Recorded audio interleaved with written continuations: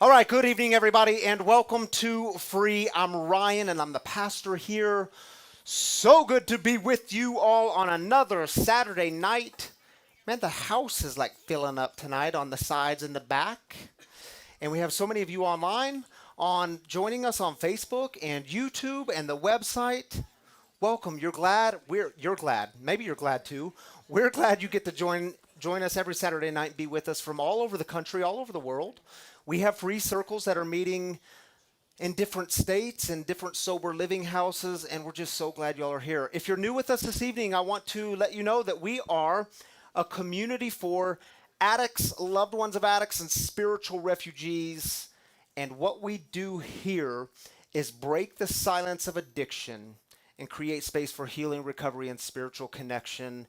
And we call this place free because all the things that set us free, grace, compassion, love, forgiveness, these are the things that are so freely given by God.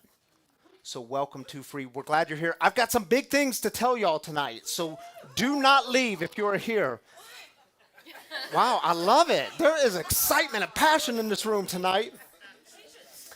Before we get to the big stuff, let's just stay in the now. Danny, is my mic a little hot? It just sounds buzzy. Does it sound buzzy? It's a bit hot. Okay, y'all, we are in this series called Deep Clean. We're in part 5 of Deep Clean, and tonight we are going to deal with anger. Welcome to part 5. Next week, you are not your past, and the last week, you are free. Man, this has been a good series. It's been an important series, so I'm glad you're being a part of it. We're going to deal with anger tonight.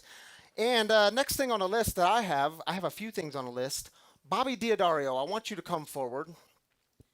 Bobby is leading, let me give you this and turn it on. Bobby is leading this really cool experience on May 16th for women ages 18 and up. And Bobby, you're here in person. You're back from Florida. Welcome home. Thank you. Tell us what's happening. Invite these women into it. Okay, so I'm super excited to offer this at free. We're going to do a workshop called Embracing Your Body and Soul. It'll be next Sunday from a week from tomorrow, from 10 to 4. It's free. And for anyone who has ever felt less than, or anybody who's ever struggled with any kind of body image, self-esteem, we're going to talk about spirituality, sexuality, relationships, communication. We're going to cover the whole thing. And it's going to be just a really great day for women to connect and remind each other how important it is to love ourselves so that then we can love other people. And I know on the flyer I have an email and my phone number's on there, so if you have any questions, we'll take a donation for lunch. We'll provide lunch. Tammy is providing coffee all day, so you won't fall asleep. Not that you would fall asleep, because it's very interactive. It's a really fun workshop. I've been leading this workshop for over 20 years to women and teenage girls, and it's powerful, and I just hope you'll come and be a part of it. Thank you, Bobby. So glad you're here. And what a fun experience that's going to be, a needed experience. And I hope I'm not speaking for Tammy on this. Wagon Coffee is sponsoring this event with coffee and lunch. Is that right, Tammy? So lunch is provided. So come, y'all, eat lunch. It's a free event. Come hang out with Bobby and Tammy and some other cool ladies. Be a part of it. Listen, if you're new with us this evening, actually here in the house, I know I caught a couple of you who are new. We have welcome bags. They're on that counter. Inside of that welcome bag, there is some freshly roasted. Is that the right word? Oh, I do have a bag. Let me get it. Yeah, we have a welcome bag with some fresh roasted coffee from Wagon Coffee. And this in the bag is the signature free roast. You can also find the free roast in the back already bagged up for you. If you want to buy some, 10% of it comes right back to free. So, and if you're new, this is totally on the house. Get you a welcome bag. It's got a bracelet, some info, and some fresh roasted coffee. We're glad you're with us tonight. Okay, now I need to take a deep breath. I actually need a sip of coffee for this one. So, do y'all remember how a few weeks ago I had to come to y'all?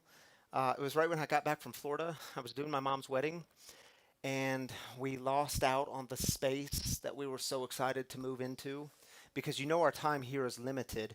You know we've outgrown this space long ago, and COVID put kind of a halt on things looking for new space. But we had a letter of intent out on this new space. It was 3 miles down the road that way, and it was 10,000 square feet. And it was like you walked in and you said, this is going to be like perfect for what we need to do with our mission here. And we lost it. Someone, I don't know, someone had a better deal, made a better offer. I don't know, we lost it. Well, guess what? About a month ago, that space came back on the market. That deal fell through. I mention all that to say to you, we as of Wednesday morning, this Wednesday morning at 9 a.m., we are officially under contract to purchase this new space. It will be Free's new home. Whew, I gotta make it through this sucker. It's a big deal, y'all. It's a very big deal. And here's what I want to tell you. One, we're going to have much more information next week. We're going to have a video put together. We want to share with you some details about exactly where this space is. It's just so new, so we had to kind of wait before we could roll out everything because it just happened this week. And you know, things can always fall through. This one's not, we're praying.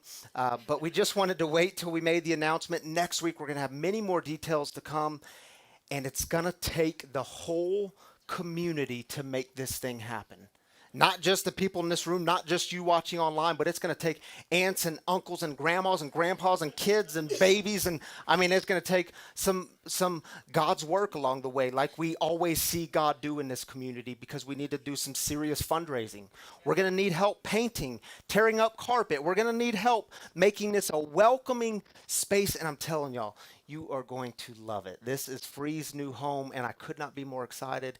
And it's like Spirit is always moving in this community, and our work is to jump on to the places where Spirit is moving, and we get to do that in this community. So don't go anywhere. We need y'all. I want y'all to be a part of this. This is big. This is the next phase in Free's future, and we get to do this together. More details to come next week.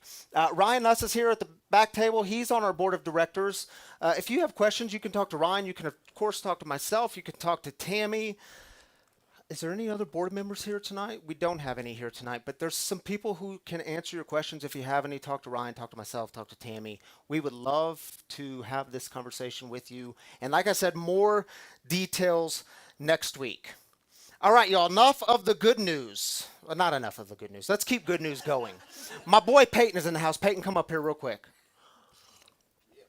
Peyton just celebrated 1 year sober. Thank you. Last week. Peyton is also on our prayer team. Peyton did a letter to your addiction. He filmed it this afternoon. Danny caught it on film, and we want to share it with y'all. Real quick, tell me how you felt doing this, just in one sentence. Nervous. Nervous? One word, nervous. Excited? Excited. Powerful? Surreal. Humbling? Almost. You Okay. know? It's crazy when you actually do this thing and how it works for you. And I wouldn't have been able to do it without you and everybody here. So Awesome, thank you dude. guys all for your support. I love you all. Thank you. Love you, brother. Glad you're here. Stay here just a moment. Y'all are going to watch Peyton's letter to your addiction. And I want to let you know all the letters to your addiction that we've done, they're on the Free Spiritual Community app. So download the app. It's free. You can check out the letters there. Here's my boy Peyton. My name is Peyton. My sobriety date is May 2nd, 2020. This is the letter to my addiction.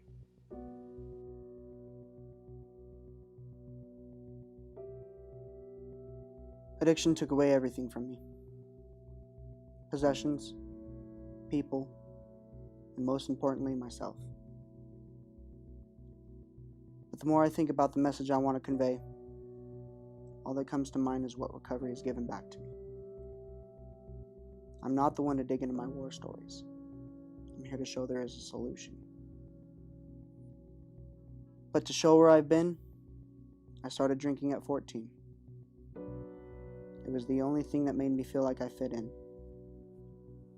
There's a lot the last 12 years I've quit, given up on, lost motivation to do, or had to let go. Addiction took away so much from me. Due to use, I self-harmed, graduated high school 2 years late, was intoxicated during the birth of my daughter. I lost family, friends, everything I had to my name. It was a coping mechanism, but slowly what made me feel like I fit in made me the outcast. 3 years ago, I chose the path of recovery. It was horrible at first. I was couch surfing, 3 different halfway houses, and slept in my car because I couldn't stay sober. But I kept trying different things to get a different outcome. Broken, scared, hopeless. I went to treatment in 2018. There I found healing. I'm still learning more every day. I'm becoming the man I'm supposed to be and once hoped I could be. I've made so many improvements about myself. It took a lot of work, patience, and acceptance. I can be open-minded, honest, and willing more than ever, rather than angry, selfish, depressed, even suicidal. Today, I gladly accept sacrificial responsibility instead of forcing others to sacrifice for me. I get off the couch and do what I can to help those around me. I can be a good son, brother, father, friend, or whatever I am to you, instead of being a liability in the lives of those around me. People can trust and depend on me. People are proud of me. People are happy to be around me because I chose recovery. I did this for myself, and the results are impacting others in a positive way. I get the chance to have countless joyful memories, experiences because I chose recovery. I've made great friends instead of push people away. I volunteered helping homeless or less fortunate instead of being the one who's getting helped. I've been part of a church and have my own spirituality. I get to help others in recovery with their own. I get the chance to live another beautiful day and read this to you instead of having a eulogy read about me. My recovery journey has not been a straight, smooth ride. It's been bumpy and full of curves. But the family I've created for myself has helped lift and carry me on my adventure. Reading this, I have over 1 year sober. If you're struggling or know someone who is, know there is a way out and you never have to do it alone. Just ask, reach your hand out. There are people like me who can share their experiences and give testimony to show recovery is possible. Today, I am in active and sustained long-term in recovery. I don't shoot the wounded. I don't do shame. Jesus isn't the only one who was resurrected. Addicts can come back from the death. I know because I was suppressed. Now I'm a resurrected person in recovery. And because of free, I am no longer a slave to my addiction.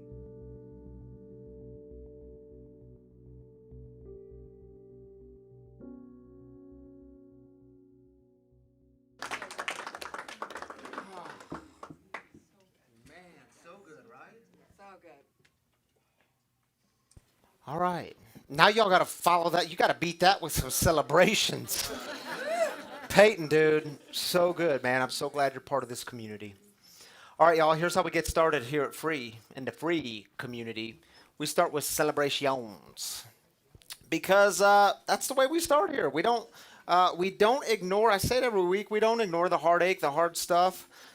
But as we know, sometimes in this community, we can get bogged down with that stuff. There's a lot of heavy stuff in this community. So we don't start there. We start with the joy and the gratitude. The heartaches come at the end. So I want to give you all just a couple of minutes. And if you're watching online, this is your opportunity to get open and vulnerable and let us know what you're celebrating, whether that's anniversary days or birthdays or sobriety dates, kids, whatever it is you're celebrating. We want to know about it. We want to celebrate with you. And we believe that God celebrates with us. God likes to experience joy with the people. That's what we do here. So put it in the comments, get vulnerable. There's nothing creepy about that. We want to do that with you. If you're here in the house, we're going to celebrate together here, and we're going to join y'all back in just 2 minutes. So take 2 minutes. Hello world, wake me up to another good morning, time to go.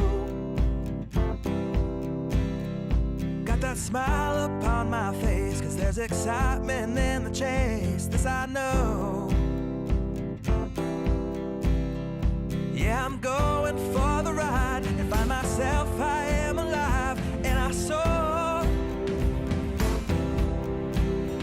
Still I run towards the wind and let the challenge draw me in, 'cause I want more. Oh, we are all looking for adventure.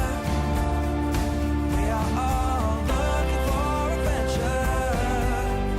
We are all looking for adventure. We are all looking for adventure. We are all looking for adventure. We are all looking for adventure. We are all looking for adventure. We are all looking for adventure. Oh, wake up heart and wake up mind, and see the world is yours to find. And with every passing day there's more, calling you out to explore. Get up and go. There is joy found in the race, and I feel it in the place where I'm free. And I simply can't deny it, that I feel adventure calling out to me.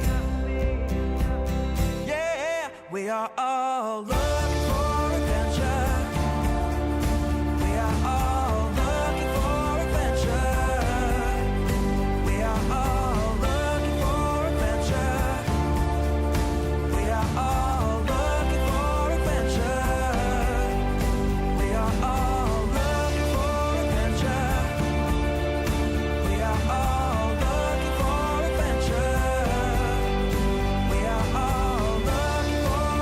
adventure. We are all looking for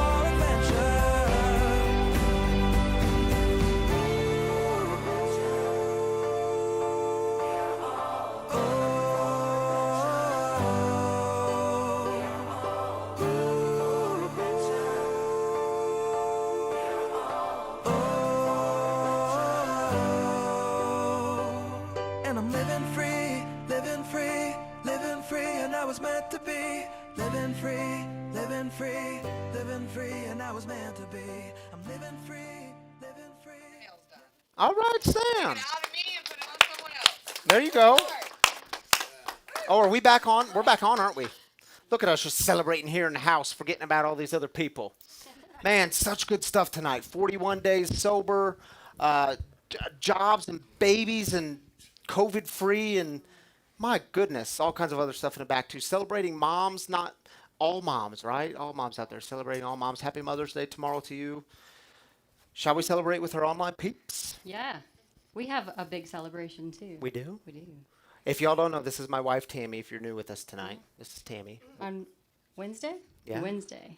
We celebrate 16 years of marriage. Oh my together. goodness, we do. Yes. Way to go, honey. 16. Woo. 16 years married. How about that? Yeah.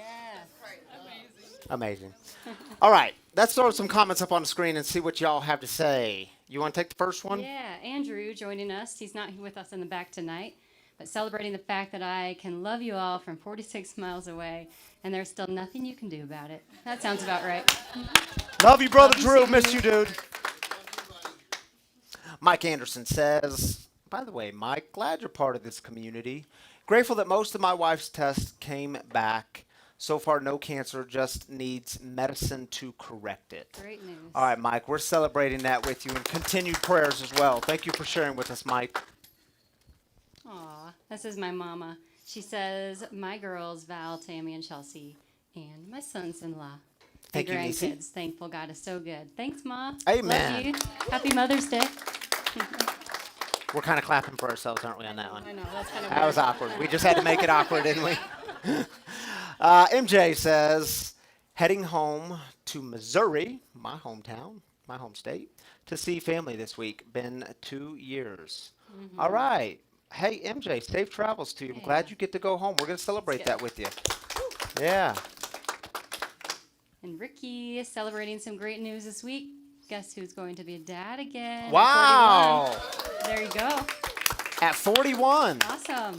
Hey, Ricky's going to be out here. Is that next week or 2 weeks? I think it's next it's week, next Ricky. week. Oh, my goodness. Ricky's coming out all the way from Texas. He's been joining this community, he and his family, from Teague, Texas. And they're coming up to, they just want to check it out and be with y'all. So be nice. Don't be creepy next week. Ricky, can't wait to see you. Yeah, I'm sure you will, Simon. All right, let's do a couple more, shall we? Elizabeth, I did a 5-mile hike with my mom today, and I get to see my kiddo tomorrow night. Life is good. All right, Elizabeth. Shall we do one more? Dan and Cindy Rapp celebrating all of the moms this weekend.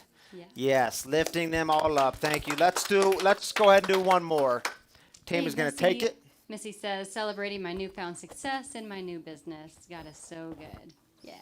Missy, glad you're here all the way from Washington. Welcome. Celebrating with you. All right, thank you, Tammy, for joining me. You know what? I'm going to stick this in a wagon. All right, y'all, we are going to jump into this series of Deep Clean. This is week 5 on anger, dealing with your anger. Here's a little video to get us started. We keep playing with fire, knowing it's a dangerous game.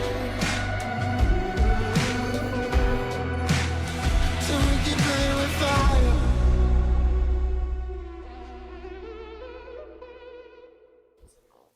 All right, so we are going to talk about anger, and here's how we're going to do it. Let's start with big anger, those big moments of rage and what to do with them, and then let's work our way down to that more kind of the moments, the seasons, the times in your life where you just kind of wander through life with this low grade kind of anger that just hovers beneath the surface of your life. Are you with me? Now, in the scriptures, there are hundreds of prayers dealing with every single human emotion under the sun, including anger. And here's the deal. These anger prayers, when you read through them in the scriptures, they are harsh. Like, they are some of the harshest words you're going to read in scripture. In fact, there's this theologian by the name of John Wesley. He was the founder of Methodism. And he said of one of these angry prayers in the scripture, get this, he said this: these words should never be read during a worship service on a Sunday morning in church. Now, y'all, yeah, good thing we're Saturday, John Wesley. And if you're like me and an authority figure comes along and says something like this, what are you going to do? We got to read this freaking prayer. All right, y'all. Now, I also want to give you the warning. You're going to understand why John Wesley had this sentiment. These words they're brutal. They call for vengeance without remorse or mercy. They're completely belligerent, and they come from the scriptures. Psalm 137. Remember the Psalms, right in the middle of the scriptures. If you were to open your Bible, it's part of the Old Testament or the Hebrew Bible. There's 150 of these ancient poems and prayers. This is a prayer from 137. The psalmist says, Lord, remember what the Edomites did on Jerusalem's dark day. Rip it down all the way to its foundations, they yelled. Daughter Babylon, you destroyer, a blessing on the one who pays you back the very deed you did to us. A blessing on the one who seizes your children and smashes them against the rock. I mean, dang, right? Homeboy is angry. And here's the backstory to it. You might understand some of his anger. The Babylonians surrounded the city of Jerusalem, and hordes of soldiers rushed into the city, and they destroyed everything in Babylon. They tore it all down. They destroyed the temple, their central place of worship. The Hebrew people had their homes burned to the ground. Women and children were terrorized and victimized. All who resisted were murdered, and for those who survived, well, they were carried into forced labor into this foreign land of Babylon. And see, these were people who understood, who felt, who knew what it was like to be victimized and traumatized, have their lives turned upside down. And I think what makes the prayer so worthy, so beautiful actually, is that they still, in the midst of this kind of rage, they still turned to God. And I have to admit with you all, I kind of struggle with this prayer at the same time. I mean, these words, you read through it, maybe you struggle with it too, because it's not like there's a pretty bow tied on the top of it. I mean, there's no pretty ending, there's no forgiveness, there's no love, there's no mercy, there's no redemption. And I also admit to you, there have been moments in my life where I get a greater clarity on this prayer and others like it, a greater understanding. You know, I'll never forget the day I was meeting with a young man, and he was sharing with me some of his story. He was sharing with me some of his resentments towards God and religion and religious leaders. And throughout our conversation, he mostly looked down at his feet. He didn't look at me. And he said, "I'm angry. I'm angry." And he proceeded to tell me that it was one of the religious leaders who sexually abused him throughout his childhood. And while the abuse would take place, this religious leader would recite the Lord's Prayer over and over and over again. And he said, "I'm angry." And y'all, it doesn't happen very often, but on that day I get in my car and I just sobbed like a baby. And on that day, I had a better understanding of what this prayer means, of why these words would come out of someone's mouth towards God. And see, it's experiences like these that have convinced me that there may be times in your life where all you have to offer up to God is your anger. And see, the truth is, some of you here have experienced awful things. Things have been done to you. You've been traumatized by someone or by some event. And I want to say to you, your anger is justified. Your anger is okay. Your anger is understandable. Sometimes the only thing you can offer up to God in the moment is your anger. And my brothers and sisters, I hope you hear this. God can handle your anger. God is not disappointed with your anger. You are not a mistake. God still wants to be with you. And y'all, listen, it's worth saying this too. If you have been through some heavy stuff in your life, things like abuse, trauma, assault, and particularly I want to speak to those in recovery, particularly those early in your sobriety. If you are working a program, a 12 steps program, if you have a sponsor in your life, please don't expect your sponsor or going to more meetings to fix all of this. There's a good chance your sponsor is not equipped to walk through this kind of trauma. It is totally okay, even encouraged in your recovery, to get other resources in your arsenal to stay sober. There are great trauma therapists right here in Denver. If you need some recommendations, if you need suggestions, I'd be happy to make them. But don't try to walk this journey alone. It's okay to get other resources for your recovery. Is this mic all right, Danny? Do I need to change? And listen, God can handle your anger. But y'all know we can't just stop at anger. Should I go to the handheld? Give us a little break. We're going to change mics here.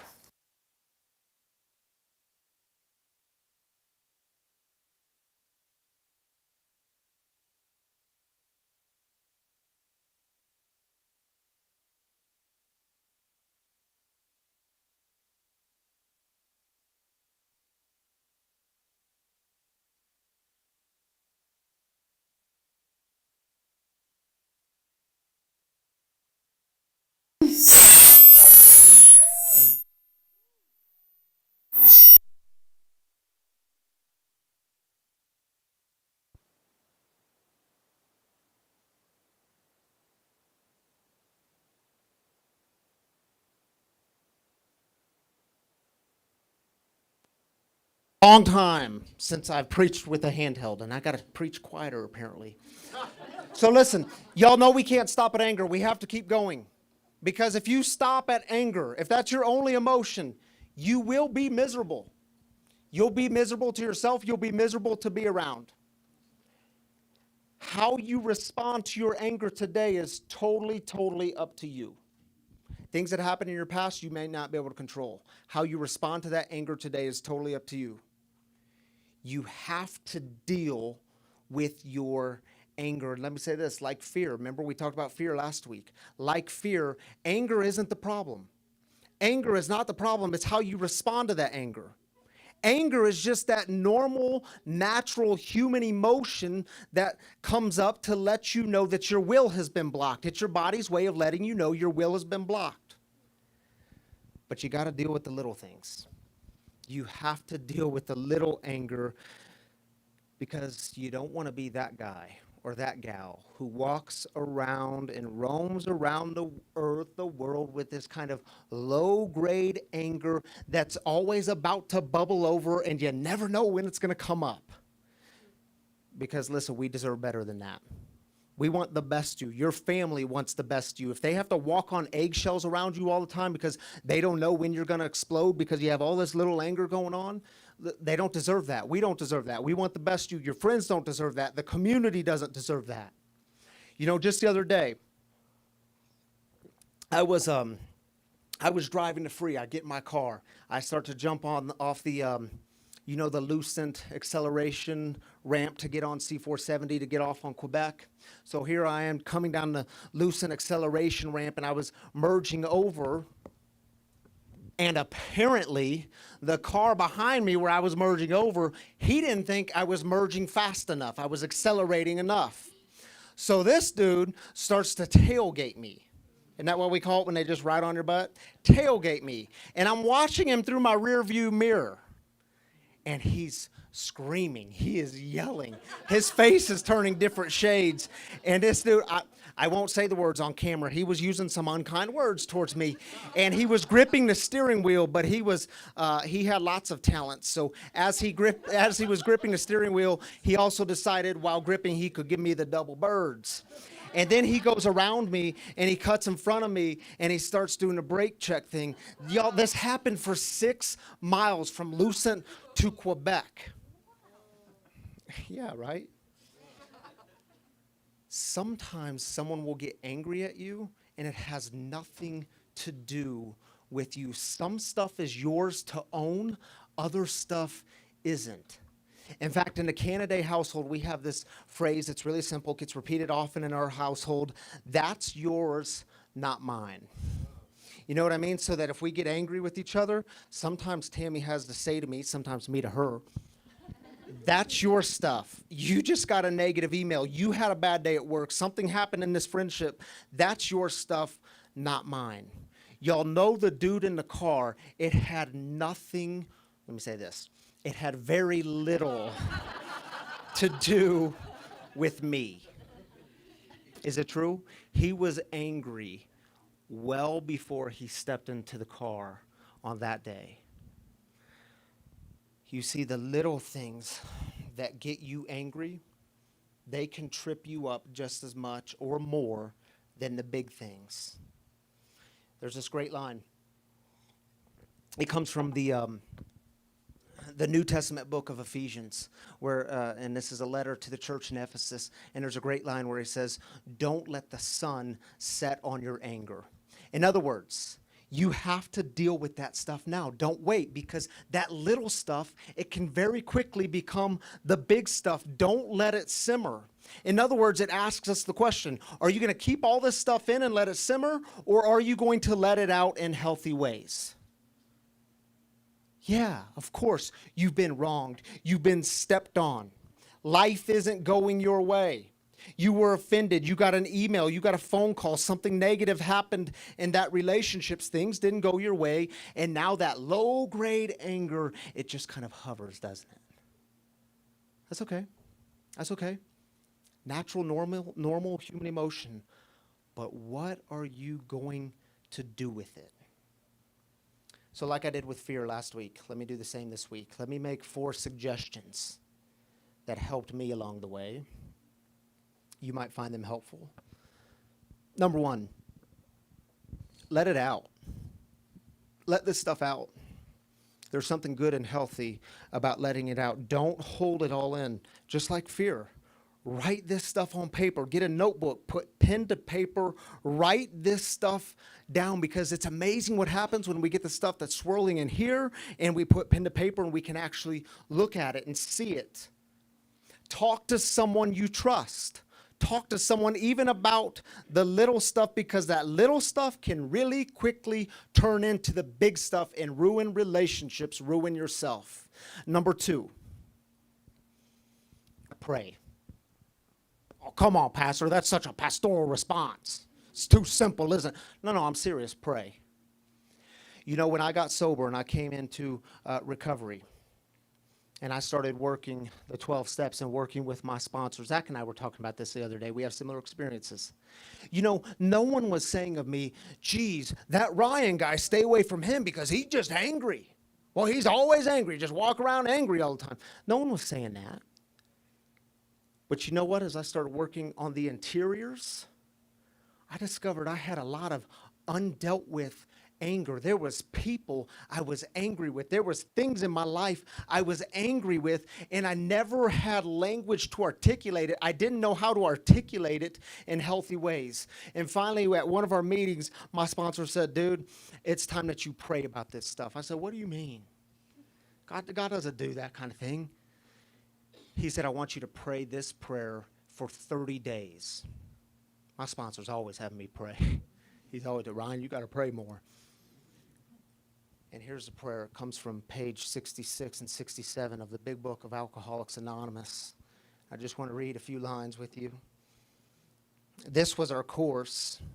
We realized the people who wronged us were perhaps spiritually sick. Though we did not like their symptoms and the way these disturbed us, they, like ourselves, were sick too. We asked God to help us show them the same tolerance, pity, and patience that we would cheerfully grant a sick friend. When a person offended, we said to ourselves, this is a sick man. How can I be helpful to him? God, save me from being angry. Thy will be done. Yeah, are you angry with someone? You got some of that low-grade anger hanging out? I dare you to pray for 30 days. Because the problem is not God's will, but our will. And it's amazing what happens when we pray for 30 days, even when you don't want to, by the way, even when you say, man, this is stupid, it doesn't work. You have a way of tapping into something greater than yourself and getting out of yourself. Someone just talked about that here during the celebrations. Thy will be done. Number 3. Let others speak into your life. If you're dealing with anger, let others speak into your life. Remember, anger is just that emotion letting you know that things didn't go your way. You got to flip the script. And in my experience, God is always placing people in your life when you're angry to help you flip the script. Are you letting them in? Are you paying attention? Let me tell you all about the afternoon of March 2nd. On March 2nd, we were in Florida, hanging out by the pool that late afternoon. Yeah, March 2nd was a Tuesday. and we found out with that phone call, the phone rings, I'm in the pool, I get out and I answer it. Yeah, we lost the space. Yeah, the letter of intent we sent in last week, someone beat us to the deal. We don't have the space. What was Ryan's emotion? Tammy can tell you what was Ryan's emotion. Man, I was angry. Things weren't going my way. I wanted this space. This place would have just been perfect. I'm a little angry. And then check out this sixth sense of humor that God has. The next morning, I didn't tell anyone, by the way, it was Tammy and I talking. We did not call Saman and tell Saman Meyer this. Saman, come on up here real quick. I'm going to have her read this. Saman has the audacity on Wednesday morning at 8:38 a.m. to text me and Tammy while we're laying in bed in the hotel room. And here's what she said. You read your part, then I'll read my part. Okay, can we share this? Okay. This is a screenshot of the actual text. Okay. I had a dream last night about the big announcement. It was a done deal, and we had the finances. I'm so excited. And I read that, and I'm so angry. She did this on purpose to me, just to make me angrier. Thank you, Saman. So Ryan responds back, maybe, Saman, that dream is for the next one. We lost the deal yesterday. Sad face, should have put an angry face in. Someone offer more money. Apparently, Saman's dream was right on. She was just way ahead of the game. And by way ahead of the game, I mean by like 2 months. Because what happened on Wednesday of this week? We went under contract on that space. You see, are you aware of the people God is placing in your life to speak words of hope and healing while you're in the midst of these bouts of anger? And are you paying attention? Because you may not see it until it's much later. Number 4 and final. Ask yourself this question: why am I angry, and where is it leading me? Because listen, y'all, let me remind you, your anger is not the problem. It is, for most of you, how you are dealing with that emotion of anger. And there's a great story in Mark's gospel. So you got Mark, Matthew, Luke, and John. This is Mark's gospel. There's this great story about Jesus healing this man's hand. Jesus is standing in a crowd of people, and the text says that this man has a withered hand. And the problem is, in this crowd, there was all these religious leaders. And it's the Sabbath, so there's religious rules that have to be followed. And Jesus looks at these religious leaders. He said, look, y'all, is it cool if I go ahead and heal this guy? I know it's the Sabbath. Is it legal for me to do this? Mark chapter 3. Is it legal for me to do this? The religious leaders are completely silent because they don't care. They just want to catch Jesus breaking the rules so they can make an accusation. I love how Jesus responds. One verse. Can we throw it on the screen? He looked around at them in anger. Yeah, Jesus got angry. And deeply distressed at their stubborn hearts, said to the man, stretch out your hand. He stretched it out, and his hand was completely restored. My brothers and sisters, is your healing leading you to places, your anger leading you to places of healing? Because I promise you, talk to anyone who has started something new and good in the world, and I promise you it was most likely fueled by a bit of healthy anger. That pet rescue mission that you started, well, you got tired of seeing suffering in the world. Jen and Christy, talking to y'all. The ones who went down to the underdeveloped countries and built orphanages. You got tired of seeing suffering. The one who started a coffee business to give women in recovery opportunities. Well, you get tired of seeing certain things in the world, and whatever it was, you saw some injustice. It stirred something in you, and a healthy anger arose, and your question was, how can I participate in some healing in the world? Yeah, that's like a sweet spot. When your anger leads you to healing. Y'all know that's why Free was started. A healthy anger arose. Man, I got to a point where I started seeing enough of my people, addicts and loved ones of addicts, saying they didn't feel like they belonged. They'd walk into a traditional church, they felt like they didn't belong. They didn't know how to behave. They didn't think God was for them. Oh, come on. What do you do with that? You go and create some healing. Man, I got tired of having conversations with people who we now made a category for our spiritual refugees, people who countless conversations telling me they felt kicked around by religion. They were told they didn't belong with God, or LGBTQ brothers and sisters tell me the church doesn't welcome me. God doesn't want me. Oh, come on. What do you do with that? You go and create some healing. You create the space. Your anger isn't a bad thing. It's what you're doing with your anger. So, my brothers and sisters, do you have big things in your life that you need to offer up? Because it's the only gift you have to give. It's the only thing you can do. And let me remind you, God can handle your anger. And are you walking around with a lot of little resentments towards people? It just bubbles there. It just hangs out and hovers. Don't let the sun set on your anger. Don't let the little things become the big things. And are you allowing your anger to lead you to create spaces of healing in the world? Because y'all know we need more of that. We're in desperate need there. So I want you to take 60 seconds, take a minute, and reflect on those questions. What does anger look like in your life? What are you doing with it? And listen, if you're here tonight, or you're watching online tonight, or later in the week, and you're just like sick and tired of being sick and tired, you're sick and tired of trying all this stuff on your own and it doesn't work, well, in just a minute, there's going to be an email address that pops on the screen, a website address, and you can go right to that website and submit a prayer card. We would love to connect with you, because y'all need to know you do not have to walk this journey alone. There is a whole community of people here that I know would walk with you. You're loved, you're not forgotten about, but you have to reach out. Reach out. All right, y'all, take 60 seconds.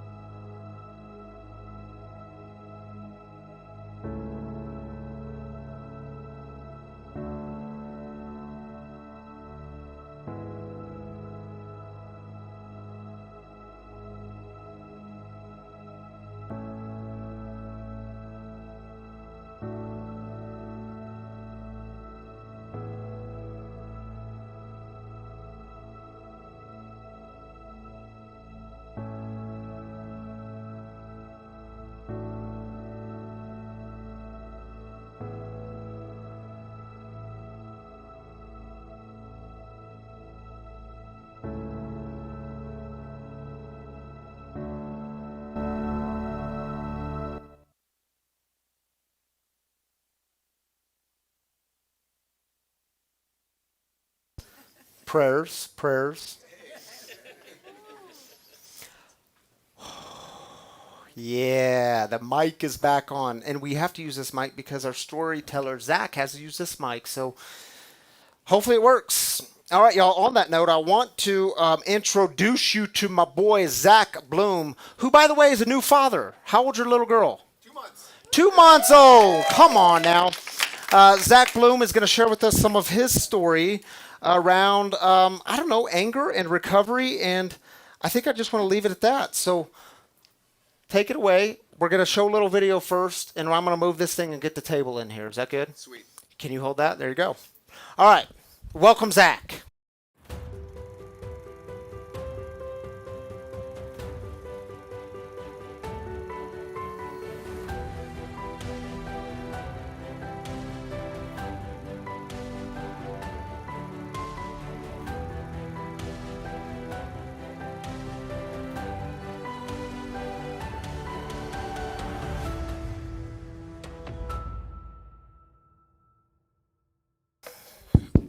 Oh, Jeremy's a good man.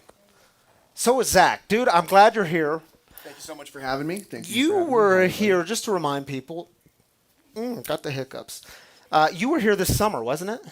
Yeah, end of summer. This summer, that was back in like COVID Central when no one was in here. It was just you and me and a couple people and Danny filming things. Thank you so much, Jeremy. You the man. So it's good to have. He says, "I know." We have humility work in this community. So I'm glad you're back, dude. Welcome. Jeremy is a brother in recovery, a brother who has battled some anger, and so we met this week to talk through some of anger, and we had this, and we only had limited time, if you remember, because you had to run off to I don't know, you had some sort of meeting, but we had this fascinating conversation on anger. Like the whole way home that day, I'm thinking, how have I never thought of it that way? So I want people to hear you talk about, you called it the third way of anger, and you also talked about how anger is about setting boundaries in your life. Talk to us about that. Well, thanks for having me. Awesome to see everybody here. Yeah, so I'm really good at anger. I used to be really bad at it. Similar to you, I was a stuffer. I was like, when I got sober and went through the steps the first time, I was like, when we got to the fourth step, hey, Mr. Sponsor, I'm not really an angry guy, so I'm going to have a tough time doing these resentments. Like, ask anybody. I'm not angry at all. And he was like, no, that's great. But do you have anybody from your past that you, like, feel a little funny about when you think about them? And I'm like, well, that's everybody. He goes, just write their names down. Yeah, you don't have anger at all, man. You're good. Yeah, and so what you find is there's a guy named Gabor Mate who is this awesome doctor. Spell that if people want to Wikipedia him. Gabor, first name, it's Hungarian. Last name is Mate, M-A-T-E. And he worked with addicts. He's a doctor, westernized medicine, but he studied addicts in Vancouver when Vancouver was a real hot spot when they legalized everything there. 20 years ago or something, and it was just overrun with addicts and a ton of needle junkies. And he was, he was doing a bunch of research and basically found, well, first of all, every female that he came across who was on the needle, every single one that they interviewed had been sexually abused. And what they found was that there are links, like pretty concrete links, that when you suppress anger, it causes cancer. When you overexpress it, it causes heart disease. And so we have this thing that's built in from evolution and making sure that we can like fight, flight, freeze, make sure we can deal with the predators and the enemies or whatever. And yet we don't know how to deal with it. Say that again just so we can get a picture of that. When you express anger, it causes cancer. So when you express it outwardly, like when you are raging, that is heart disease, okay? Number one killer. Number two killer, I believe, is cancer. When you suppress anger, it becomes cancer, okay? So there's all these links that, kind of verify this stuff. You probably know a bunch of people, like the nicest people on earth get cancer. It's like that kind of thing, right? So to get it out in really unhealthy ways, heart disease, to hold it in, cancer. Exactly. So it's either swallow it and hurt you, like sit on the grenade, or put it out on somebody else and try to save yourself. But the idea is that it's this completely... It's meant for specific purposes, and when overused, it becomes toxic to us. Yeah. So it burns us down. So there's got to be a third way here. Yes. So tell us about the third way. Which brings us to the third way. So what they found is it's really, anger is about boundaries. And so there's this experiment you can do with someone that you hopefully don't want to take a swing at. But it's basically when you move into their personal space, just say, let me know when you're angry. And you get closer and closer. I want to hit you, dude. Okay, all right. And I can feel it too. Even though we're just having some fun, there's something in me that doesn't know that, right? Yeah. Yeah, like a warrior mentality that we all kind of have. And it, so when there's a boundary issue, so that one was a personal space issue. So I'm invading your boundary. I'm crossing a line here. That's going to elicit a natural anger, and that's the amount of energy that you'll need proportionately probably to move me out of your space. Like, oh, hey, you bumped into me in line at the supermarket. Oh, hey, no worries. Just stay over there and don't bump into me again or give me COVID, So, but it's proportionate. So it's about boundaries is what they found. Now, here's the trick that, a lot of people get into trouble with. We sometimes set boundaries around things that we have no business putting ownership around. All the time back in the day, I used to, talk to the pretty girl at the bar, and my buddy would be like, you can't talk to her. That's my girl. Like, I'm like, you didn't talk to her. You haven't even, what's her name? I know her name. And he'd be upset about it because, but anyway, like, probably I'm crossing some boundaries in terms of respect in our relationship and not being for him, right? But I didn't see a fence around this girl. Yeah. So I went and talked to her, So there may be a misplaced. So he had anger. All the because there ladies was a are boundary. laughing at you, by the way. Oh if yeah, you but notice like, that. like how true is this, right? Yeah. So basically, there's real boundaries that get crossed, and when that happens, it's, unfortunately, it's this question. It's like, well, what, like you said, what am I going to do with this? Yeah. Because I don't want heart disease or cancer. So what is my daily practice today when somebody is road raging against me or something? And so, the question, there's many. First of all, the thing that we kind of find is, the one thing that all angry people absolutely hate is being questioned. If you want to piss off an angry person even more, Give me an example of that. What do you mean by that? So if you were to, if I were to say, tell me why you're so angry. yeah, now immediately that's taking offensive. it down a level, right? Yeah, Because he wants to stay angry. Once you're angry, there's so much power in that feeling of like superhuman strength. I could, throw somebody over a building if I needed to, when you have that amount of energy, you want to hang on to it, but it's toxic if you hang on to it for too long. So it's really about, how are we going to mitigate this? So what we find is like the healthiest people already have a questioning method. They start to investigate themselves. So when we say like there's a third way, investigation is, so in the 12 steps, they point to the whole thing is about an investigation, which kind of like implies, hey, you guys are angry. You're really angry. And maybe you just had one of the many things you might have had a dysfunction with is your ability to either stuff it or express it. So there's a third way, and it has to do with what is the right action that this anger is asking me to take. Now, the first move is no action. And then the second move is, okay, is it still happening? Is it repeated? Is this happening again and again? And then you start to question, okay, do I have a boundary in an improper place? So when you do that, you're appealing to your mental capacity, not your emotional centers. So it calms your brain down. It cools your brain down. Now I know what else used to calm my brain down was about a dozen cold ones. Yeah. I could change my state really quickly if I needed to do that. But now we learn to find a new way that doesn't burn us down, that doesn't toxify our bodies, not just with the anger itself, but then with all the things we put on top of it. And I'll tell you, there's a lot of people that are just seething in this world, and I think you get into this stressful year that we've had in this last year, and you find it comes to the surface a lot easier. It's a lot easier to tap into it because it's festering in there, and people have more fear. And underneath this stuff, what am I afraid of is another great question. So it's not one, it's not the single bullet that's going to take care of all of it. But it's investigation, questioning. What is this about? What could this be about? And it really helps to obviously have people around you that can get in there so with you. which is why those tools are so important. And I didn't make those tools up in those 4 suggestions. Those are like they come from religious spiritual traditions, the big book of Alcoholics Anonymous. I mean, it does something when we write stuff down, when we get it out in healthy ways, when we have people in our lives, mentors, sponsors, teachers, whoever it is, that we can talk to about these things. Those tools are a third way to deal with it, right? Absolutely. Now, here's what's the whole thing is fascinating to me. Professor Zach. Does he not remind you of a professor? Let's keep going here. You said this was, and I don't know where you got it. You'll have to tell us. I think you made it up, you said, or it just came to you. God is everything, and everything is connected, is like a first option. Then there's a second thing of, God might be everything, but everything isn't connected. And God is everything, or God is not everything, but everything is connected. And where all of this leads, like, I didn't say it very well because I need you to explain it to us again. It was fascinating. I know you are. So tell us about it, because y'all are going to love this. We're talking about worldview, okay? Whether you go to counseling or the 12 steps or AA or Tony Robbins or something like this, okay?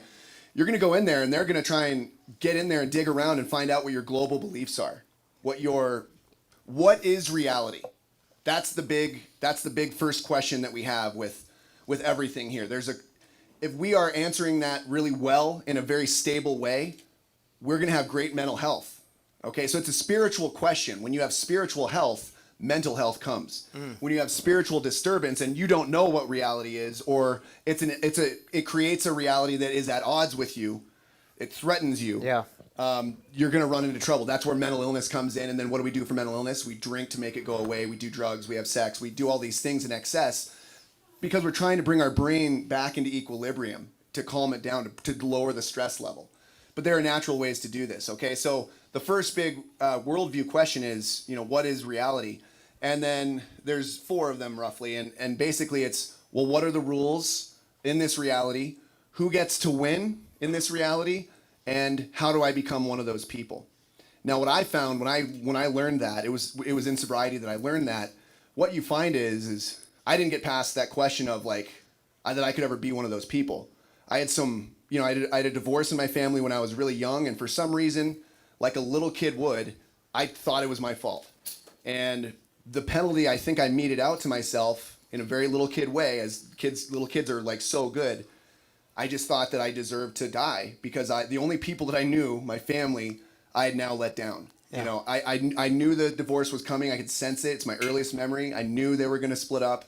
6 months later, they moved out, and I felt like I was responsible for it. So here's a lie embedded, right? But that was the moment where I could no longer win in this game. But I couldn't check out either because it would hurt those people that I mentioned before in a profound way. So I had to stick around and gut it out. Later on, I met alcohol, and that made it a lot easier to not bother anybody with loving me. I could use alcohol to love myself. So and kind of a theme I hear that's running through this thread is for alcoholics, we use alcohol or drugs or whatever addiction it is, right, to in some false way bring us back to ourselves. Mm-hmm. Is that a fair thing to say? Absolutely. So it's a heroic. I mean, I used to drink heroically, if you knew me back then. Yeah. Some of us might say that. But that's what we were after. The outcome was, I'm trying to survive. So you meet a lot of, I've met so many people. I haven't met a person yet that wasn't in the middle of a fucked up belief system, limiting beliefs about, when they get love and what they have to do to earn it or whatever it is, the things that they want the most, they don't allow themselves to have those things. Yeah. And they can't see that system, of course, so they just continue to spin their wheels. So getting back to this idea of, God is everything or else he is nothing. God is either connected to all things or else he's not. And that's this question that kind of hit me as I was doing the 12 steps. It's I think page 55 in the big book, if you're reading along at home. And it's, to me, that breaks it down into kind of a matrix, because I'm a nerd, okay? So it breaks it down into 4 different answers to those 2 questions. I believe it's a question of, is there a loving, benevolent force in the universe that's intelligent, in charge of everything? And 2, can I connect to it? And when you really dumb it down, ultimately everybody in the planet, if you answer both of those questions, yes, you're going to have a great life. No matter what religion you're in, no matter what, you're going to have great outcomes because God is love. I can connect to it right now. No matter when anger comes up, it's another opportunity to enter back into the stillness of God, right? Now you answer any of those questions, no, and then the fun really starts, okay? And the first one would be, no, there's no God, but yes, everything's connected. Ton of amazing people in the world are these people. You call them moral atheists or moral agnostics, where they may not believe in a God because, if you heard what they're doing in church these days, it's not a pretty picture in the papers, right? So instead of coming in and contending with those big ideas from these, religious traditions, they throw it all out, but they understand that they live in a moment in eternity where everything they do right here echoes forward in the butterfly effect forever. So they understand they're going to be a great parent, they're going to be a great person, they're going to be a great citizen.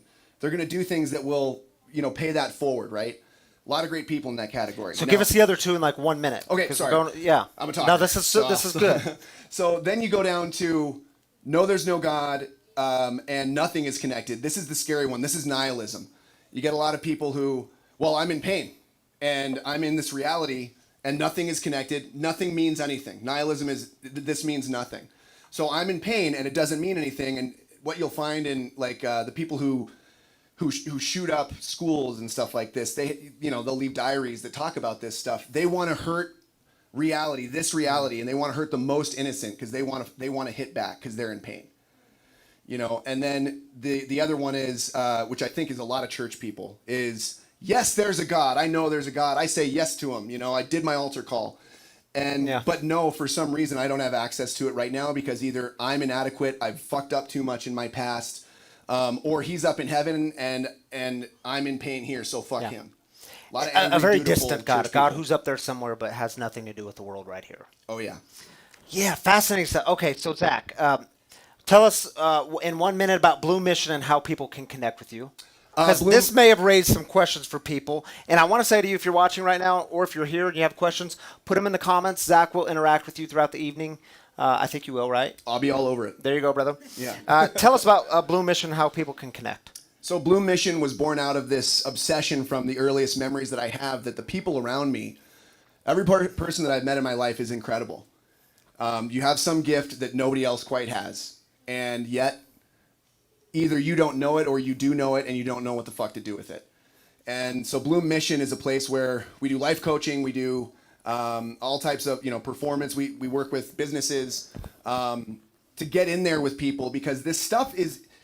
There's a way to find alignment of what you truly want in life, what the kind of person you'd have to become to achieve those things or to move into those outcomes, like having the family you want to have and having the future that you want to have. But ultimately, it comes down to what do you really want to feel every single day, and you have to get in there and do some work to find out what it is that you think that you should be doing because you've probably never written it down. And in darkness. The hands of the devil get in there, and we end up serving the wrong master. So that's the work that we do. Please connect with us, and it's all bloommission.com. Thank you so much for the pump. And if you're here in person tonight, feel free to stick around and connect with Zach afterwards. Good stuff, dude. Thanks for coming back and joining me. I hope you come back again. Thank you all. Thank you. Thank you, Zach. All right, y'all, what we're going to do now is close things down. And yes, we're going a little over tonight. I hope that's okay with you. We're going to close things down with heartaches because it's how we close things in this community. Because, man, this stuff is heavy. This is like the hard stuff. And some of y'all are carrying burdens and heartaches alone, and you have no business doing this stuff alone, so we bring community in on it. So I want you to take a couple of minutes, just like we do with celebrations. Give us your heartaches. The things you want prayer for, encouragement for, we're going to connect with you throughout the week. We're going to try anyway. If you connect with us, if you put it in the comments, take a couple of minutes and do that. And if you're here in person, we'll do the same thing we do with celebration. So take 2.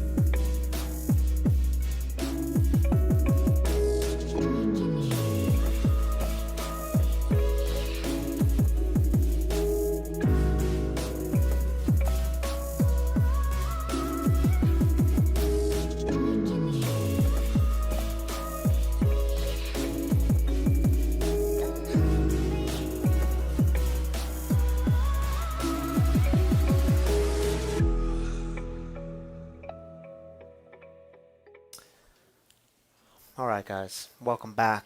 Um, we're going to join our, some tender moments here. Actually, I ain't apologizing about nothing. That's what we do here, tender moments. And they're all welcome. And let's join with our online community, shall we?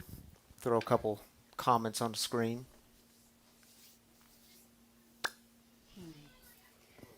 Chris says prayers for a clear biopsy. Prayers for you, brother. Yeah. Glad you're part of this community, man. Lifting you up.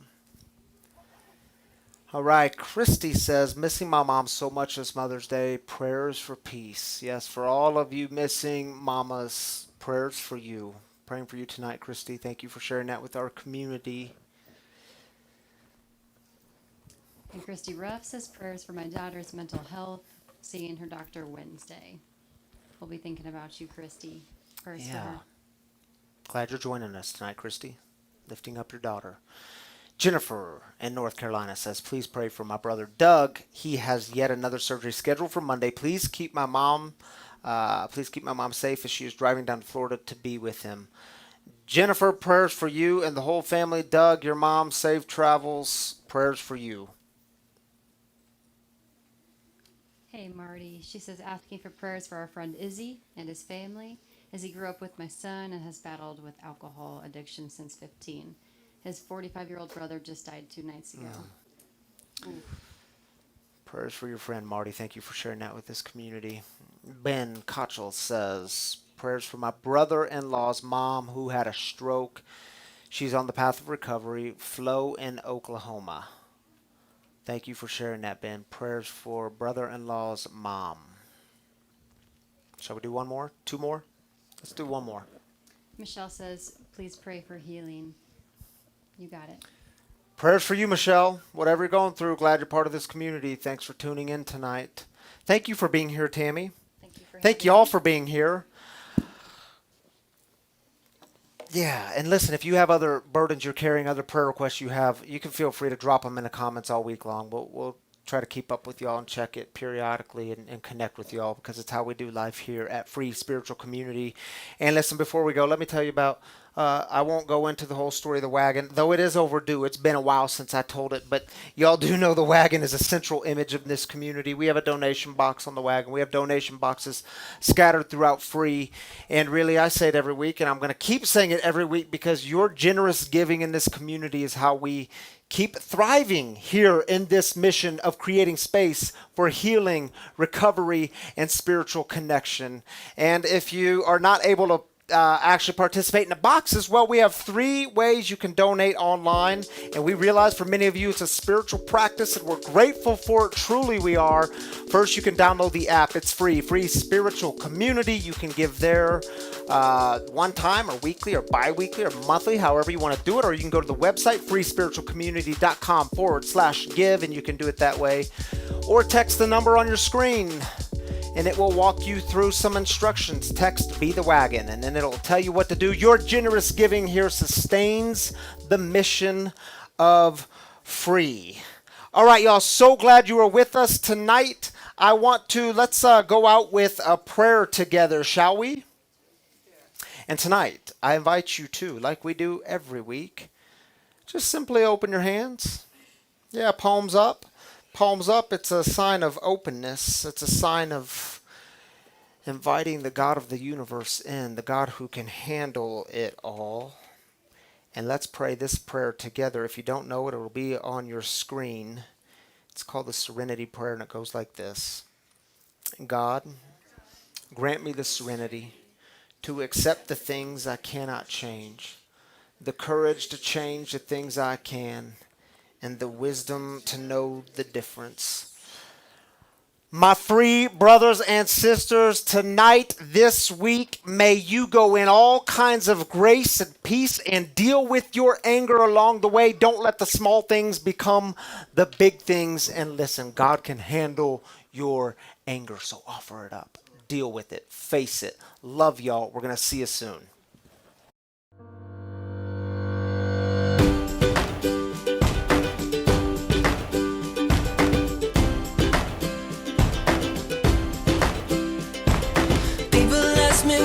Secret is I just smile and say follow me.